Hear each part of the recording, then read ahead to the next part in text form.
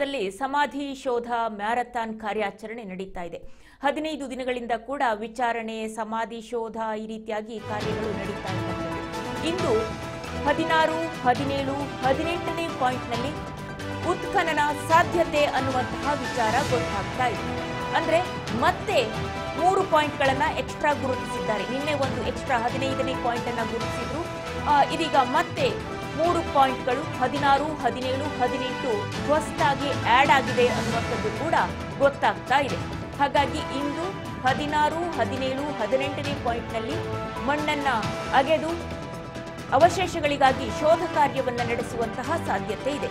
ನಿನ್ನೆ ದಿಢೀರಂತ 15ನೇ ಪಾಯಿಂಟ್ನಲ್ಲಿ ಶೋಧ ಕಾರ್ಯಾಚರಣೆಯನ್ನ ನಡೆಸಿದ್ರು. 5 ಅಡಿ ಆಳ ಅಗೆದ್ರೂ ಕೂಡ ಸಿಕ್ಕಿದ್ದು ಬರೀ ಮಣ್ಣೆ, ಬೇರೆ ಏನೂ ಸಿಕ್ಕಿಲ್ಲ. 5 ಗಂಟೆಗಳ ಕಾಲಹರಣ ಬಿಟ್ಟರೆ ಸಮಾಧಿಯೊಳಗೆ ಸಿಕ್ಕಿದ್ದು ಬರೀ ಮಣ್ಣು ಅಷ್ಟೇ, ಮತ್ತಿನ್ನೇನೂ ಸಿಕ್ಕಿಲ್ಲ. ಹಾಗಾಗಿ ಇವತ್ತು ಇನ್ನು ಯಾವ ರೀತಿಯಲ್ಲಿ ಕಾರ್ಯಾಚರಣೆ ಸಾಗಬಹುದು ಅನ್ನುವಂಥದ್ದು ಈಗ ಇರುವಂತಹ ಕುತೂಹಲ. ಕಾರ್ಯಾಚರಣೆ ಶುರುವಾದಾಗಿಂದಲೂ ಕೂಡ ಒಂದು ರೀತಿಯಲ್ಲಿ ಕುತೂಹಲ ಹಾಗೆಯೇ ಉಳ್ಕೊಂಡಿದೆ. ಸಸ್ಪೆನ್ಸ್ ಥ್ರಿಲ್ಲರ್ ಮೂವಿ ಅಂತ ನಾವು ಆವಾಗ ಹೇಳ್ತಾ ಇದ್ವಿ, ಅದೇ ರೀತಿಯಾಗಿ ನಡೀತಾ ಇರುವಂಥದ್ದು. ಇಂದು ಮತ್ತೆ 16, 17, 18 ಅಂತ ಹೇಳಿ 3 ಪಾಯಿಂಟ್ಗಳನ್ನ ಗುರುತು ಮಾಡಿಕೊಂಡು ಅದರ ಶೋಧ ಕಾರ್ಯಾಚರಣೆಗೆ ತೊಡಗಿದೆ SIT ತಂಡ. ಇವತ್ತು ತೊಡಗ್ತಾ ಇದೆ.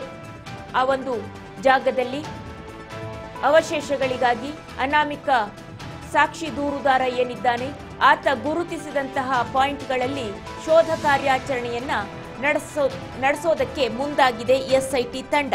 ಒಂದು ರೀತಿಯಲ್ಲಿ ಇದು ಧರ್ಮಸ್ಥಳದಲ್ಲಿ SIT ತಂಡದಿಂದ ಸಮಾಧಿಯ ಶೋಧ ಕಾರ್ಯ ಅನ್ನೋದು ಇದೆಯಲ್ಲ, ಅನಾಮಿಕ ವ್ಯಕ್ತಿ ಸಾಕ್ಷಿ ದೂರುದಾರ ಕೊಟ್ಟಂತಹ ದೂರಿನ ಆಧಾರದಲ್ಲಿ ಹೂತಿಟ್ಟ ಶವಗಳಿಗಾಗಿ ಶೋಧ ಕಾರ್ಯಾಚರಣೆಯನ್ನ ನಡೆಸ್ತಾ ಇರುವಂತದ್ದು ಮ್ಯಾರಥಾನ್ ಕಾರ್ಯಾಚರಣೆ ಆಗೋಗಿದೆ.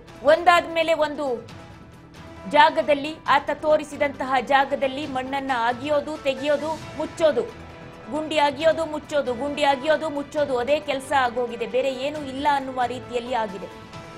ಹಾಗೇನೆ SIT ತಂಡ ಅದಷ್ಟನ್ನೇ ಮಾಡ್ಕೊಂಡೇನು ಸುಮ್ಮನೆ ಕೂತಿಲ್ಲ. ಸೈಡ್ ಬೈ ಸೈಡ್ ಬೇರೆ ಬೇರೆ ವಿಚಾರಣೆಗಳನ್ನ ಕೂಡ ನಡೆಸ್ತಾ ಇದೆ.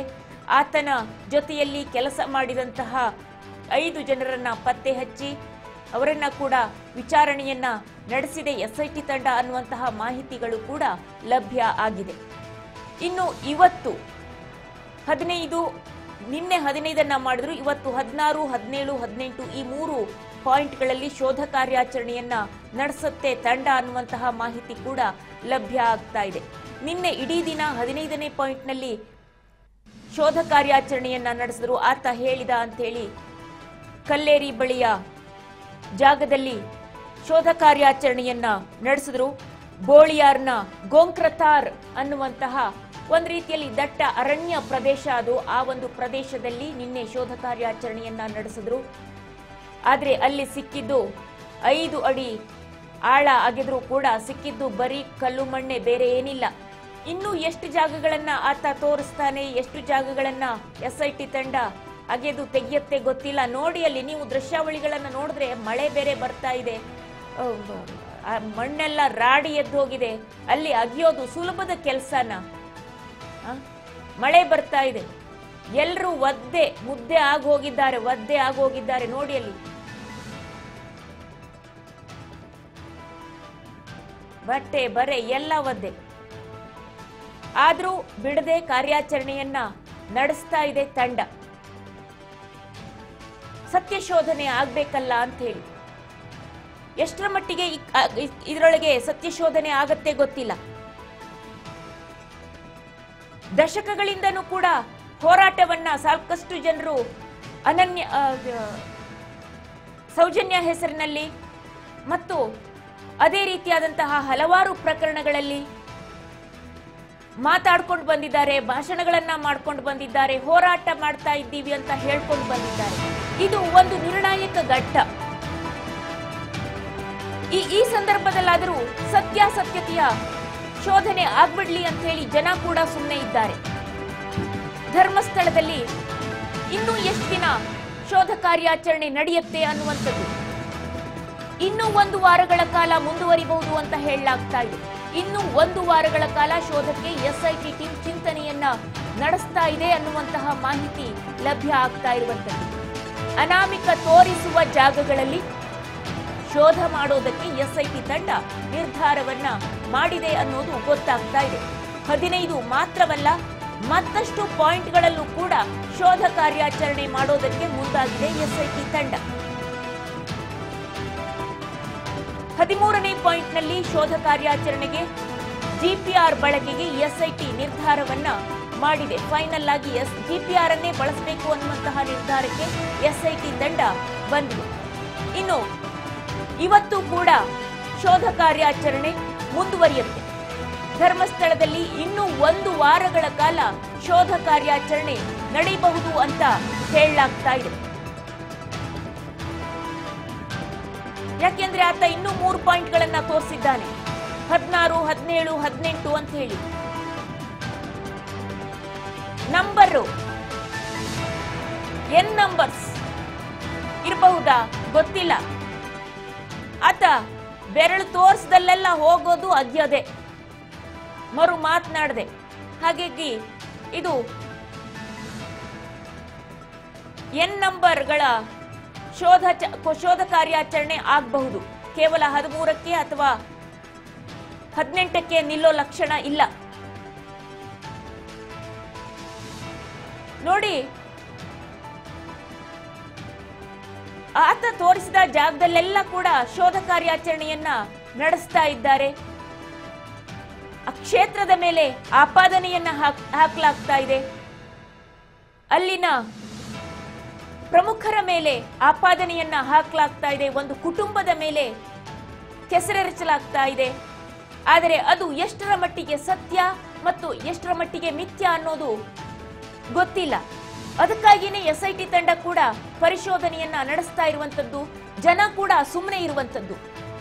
ಯಾಕೆಂದ್ರೆ ಜನರಿಗೆ ಆ ಕ್ಷೇತ್ರದ ಬಗ್ಗೆ ಅಪಾರವಾದ ಭಕ್ತಿ, ಶ್ರದ್ಧೆ. ಅದಕ್ಕೆ ಯಾವ ರಾಜಕಾರಣಿಗಳು ಹೊರತಲ್ಲ, ಮುಖ್ಯಮಂತ್ರಿಗಳು ಅಥವಾ ಮಾಜಿ ಮುಖ್ಯಮಂತ್ರಿಗಳು ಯಾರೂ ಕೂಡ ಹೊರತಲ್ಲ. ಯಾವುದೇ ಹುದ್ದೆಯಲ್ಲಿ ಇರಲಿ, ಆತ ಬಿಕಾರಿಯೇ ಆಗಿರಲಿ ಅಥವಾ ದೊಡ್ಡ ಆಗರ್ಭ ಶ್ರೀಮಂತನೇ ಆಗಿರಲಿ, ಯಾರೂ ಹೊರತಲ್ಲ. ಎಲ್ಲರಿಗೂ ಕೂಡ ಕ್ಷೇತ್ರದ ಮೇಲೆ ಅಪಾರವಾದ ಶ್ರದ್ಧಾ ಭಕ್ತಿ ಇರುವಂತದ್ದು. ನಂಬಿಕೆಯೂ ಕೂಡ ಅಷ್ಟೇ ಇದೆ, ಗಟ್ಟಿಯಾಗಿ ಇದೆ. ಈಗ ನಡೀತಾ ಇರುವಂತದ್ದು ಆ ನಂಬಿಕೆಯ ಮೇಲೆ ಕೆಸರೆರಚುವ ಪ್ರಯತ್ನ ಅಂತ ಜನ ಅಂದ್ಕೊಳ್ತಾ ಇದ್ದಾರೆ. ಆದ್ರೂ ಕೂಡ ಸಹನೆಯಿಂದ ಕಾದುಕೊಳ್ತಿದ್ದಾರೆ. ಏನ್ ಮಾಡ್ತಾರೆ ಮಾಡ್ಲಿ, ಸತ್ಯಾಸತ್ಯತೆ ಹೊರಗಡೆ ಬರಲಿ ಅಂತ ಹೇಳಿ. ಹಿಂದೂ ಧಾರ್ಮಿಕ ಕ್ಷೇತ್ರಗಳನ್ನ ಟಾರ್ಗೆಟ್ ಮಾಡಲಾಗ್ತಾ ಇದೆಯಾ ಅನ್ನುವಂತಹ ಅನುಮಾನ ಇನ್ನೊಂದೆಡೆ ಕಾಡ್ತಾ ಇರುವಂತದ್ದು. ಯಾಕೆಂದ್ರೆ ಈಗ ಹಲವಾರು ವರ್ಷಗಳಿಂದ ನಾವು ಕೂಡ ನೋಡ್ಕೊಂಡು ಬಂದಿದ್ದೇವೆ, ಜನರು ಕೂಡ ನೋಡ್ತಾ ಇದ್ದಾರೆ, ಗಮನಿಸ್ತಾ ಇದ್ದಾರೆ. ಶಬರಿಮಲೆ ಆಗಿರಬಹುದು, ಶನಿ ಶಿಂಗಣಾಪುರ ಆಗಿರಬಹುದು, ಹೀಗೆ ಹಲವಾರು ಧಾರ್ಮಿಕ ಕ್ಷೇತ್ರಗಳ ಮೇಲೆ ಒಂದಲ್ಲ ಒಂದು ರೀತಿಯಾದಂತಹ ಆಪಾದನೆಯನ್ನ ಹೊರಿಸಲಾಗ್ತಾ ಇದೆ. ಇದೀಗ ಧರ್ಮಸ್ಥಳ ಕ್ಷೇತ್ರ, ಅದರಲ್ಲಿ ಹುರುಳಿದೆಯೋ ಇಲ್ವೋ ಈಗ ಎಸ್ಐಟಿ ತಂಡಕ್ಕೆ ಇರುವಂತಹ ಸವಾಲದು. ಶೋಧನೆಯನ್ನ ಮಾಡುವಂತದ್ದು ಆ ರೀತಿಯಾಗಿ ಜನ ಯೋಚನೆ ಮಾಡ್ತಾ ಇದ್ದಾರೆ, ಮಾತನಾಡ್ಕೊಳ್ತಾ ಇದ್ದಾರೆ. ಯಾಕೆಂದ್ರೆ ಹಿಂದೂ ಧಾರ್ಮಿಕ ಕ್ಷೇತ್ರಗಳ ಮೇಲೆ, ಶ್ರದ್ಧಾ ಕೇಂದ್ರಗಳ ಮೇಲೆ ಅವ್ಯಾಹತವಾಗಿ ದಾಳಿ ನಡೀತಾ ಇದೆ, ಕೆಸರೆರಚಲಾಗ್ತಾ ಇದೆ. ಧಾರ್ಮಿಕ ಮುಖಂಡರ ಮೇಲೆ ಮಸಿಯನ್ನ ಬಳಿಲಾಗ್ತಾ ಇದೆ. ಅವರಿಗೆ ಅವರ ಚಾರಿತ್ರ್ಯದ ಮೇಲೆ ಆಪಾದನೆಯನ್ನ ಮಾಡಲಾಗ್ತಾ ಇದೆ, ತೇಜೋವಧೆಯನ್ನ ಮಾಡಲಾಗ್ತಾ ಇದೆ ಅಂತ ಹೇಳಿ ಭಕ್ತಾದಿಗಳು ಕೂಡ ಮಾತನಾಡ್ತಾ ಇದ್ದಾರೆ. ಅವರ ಮನಸ್ಸಿನಲ್ಲೂ ಮೂಡ್ತಾ ಇರುವಂತಹ ಭಾವನೆ. ಯಾಕೆಂದ್ರೆ ಈತ ತೋರಿಸಿದಂತಹ 1 ಪಾಯಿಂಟ್ ಅಲ್ಲೂ ಕೂಡ ಯಾವುದೇ ಒಂದು ಇಂಟ್ಯಾಕ್ಟ್ ಆಗಿರುವಂತಹ ಅಸ್ಥಿಪಂಜರ ಸಿಕ್ಕಿಲ್ಲ. ತಲೆಬುರುಡೆಯನ್ನ ಹಿಡ್ಕೊಂಡು ಕಂಪ್ಲೇಂಟ್ ಮಾಡಿದ್ರು. ಜುಲೈ 11ನೇ ತಾರೀಕು ಬಂದು ಮ್ಯಾಜಿಸ್ಟ್ರೇಟ್ ಮುಂದೆ ಹೇಳಿಕೆಯನ್ನ ನಮೂದು ಮಾಡಿ ನಂತರ ಪೊಲೀಸ್ ಸ್ಟೇಷನ್ಗೆ ಹೋಗಿ ಕಂಪ್ಲೇಂಟ್ ಅನ್ನು ಕೂಡ ರಿಜಿಸ್ಟರ್ ಮಾಡಿದ್ರು. ಆದರೆ ಆ ತಲೆಬುರುಡೆ ಪ್ರಯೋಗಾಲಯದಲ್ಲಿ ಸಾಬೀತಾಗಿದ್ದು ಅದು ಮಹಿಳೆಯ ತಲೆಬುರುಡೆಯೇ ಅಲ್ಲ ಅಂತ ಹೇಳಿ. ಅದು ಪುರುಷನದ್ದು, ಮೇಲಾಗಿ 30 ವರ್ಷ ಹಿಂದಿನ ತಲೆಬುರುಡೆ ಅನ್ನುವಂತಹ ಮಾಹಿತಿ ಹೊರಬಿದ್ದಿರುವಂತದ್ದು ವಿಧಿವಿಜ್ಞಾನ ಪ್ರಯೋಗಾಲಯದಿಂದ. ನಂತರದಲ್ಲಿ ಅವರು ಏನು ಸಾಬೀತು ಮಾಡಿದಾಗಾಯ್ತು?